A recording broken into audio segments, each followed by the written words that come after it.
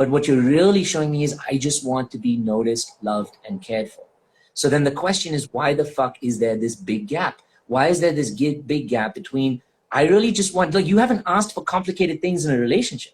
You've asked for simple things. Someone to just notice you, show up for you, be there for you, be emotionally available, validate you just by soothing you, being comfortable, like holding on to you, being around. You want those simple things. So then the question becomes, well, why the fuck am I attracting someone who's not capable of it? Well, yes, how have I not shown myself that I'm not deserving of it?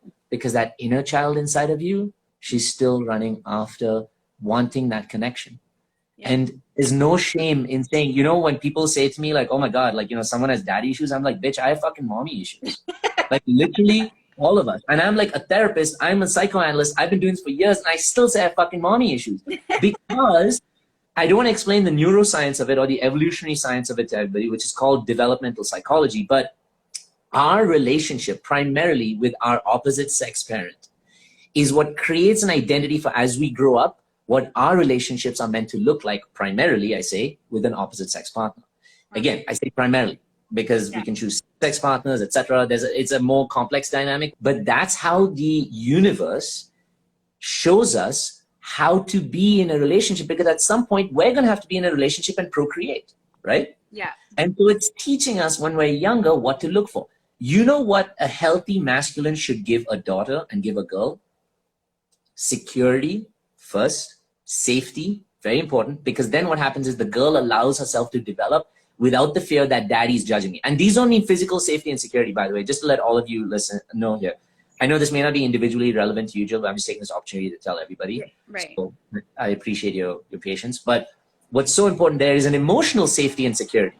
The girl should feel so validated and loved by daddy that even when she goes through these hormonal changes and body changes in school, and her friends are like shaming her, or her body is like, you know, she's shaming her own body, she can come home and run into daddy's arm and daddy makes her feel like she's the fucking princess. Because at that point, this girl feels such a level of safety that she can combat all the other shit going on. Yeah, never happened. Problem is, exactly. The problem is, before you were even born, the difficulty of your identity was created. So crazy, but that's what generational trauma is. And the difficulty was created because your dad had his own trauma. Definitely. And your dad had his own shit. Oh, definitely. And so whilst physiologically he was capable of being a father, maybe emotionally, he wasn't yet or hadn't gone through his healing to be able to be the father that you deserved. There's a big difference. Wow. He was the father that you had, but he may not have been the father that you deserved. Now, this is where the key element of the problem lies, because if this is not healed or worked on, you know what you will get in relationships? Mimic the exact same thing. It'll be the partner that you have, but not the partner that you deserve. You see it? Yeah. Exactly. Yeah. And so to bridge that gap between the partner that we want and the partner that we deserve, we have to go back to being, how can I bridge that gap between the father that I have and the father that I deserve? And that is where reparenting has to come in. That's where subconscious programming comes in. That's where healing our childhood wounds and our trauma come in. You know, people keep getting like confused and they think childhood trauma has to deal with someone abusing them physically, sexually, like, you know, or something out loud and obvious. No, trauma can be so subtle. Wow. And that's why trauma is not just like someone slaps you and it's stored in your brain, it's stored in your body. And you can really never go back to your father for that level of healing, because they may not be capable, especially at this age. They may not be able to go back all the way to that space and time and say, yeah, you know, I wish I had done this better, or here, let me reparent you, here, let me brush your hair, here, let me do this. Right. You have to be able to do it now for yourself.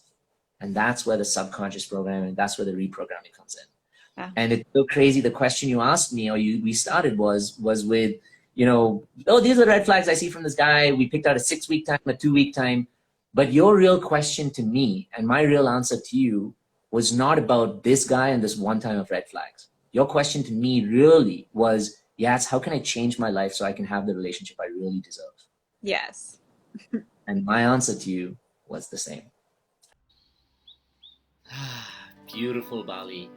A once-in-a-lifetime opportunity to visit the island of the gods, the spiritual capital of the world, a place which energetically itself visiting allows you to feel like you're letting go and releasing your past and the traumas and the difficulties and the anxieties.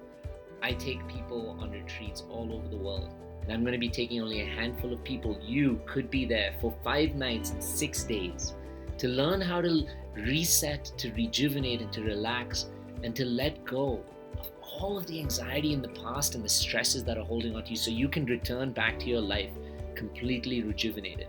You can bring a whole new, loving, confident, and open you. And when you return, you come back with this nourished sense of self, this fulfilled, powerful version of you that comes with the spirit of Bali, comes with the resetting and the releasing, and comes with the confidence and the strength you've now created. Come join me on this amazing experience. I am so excited.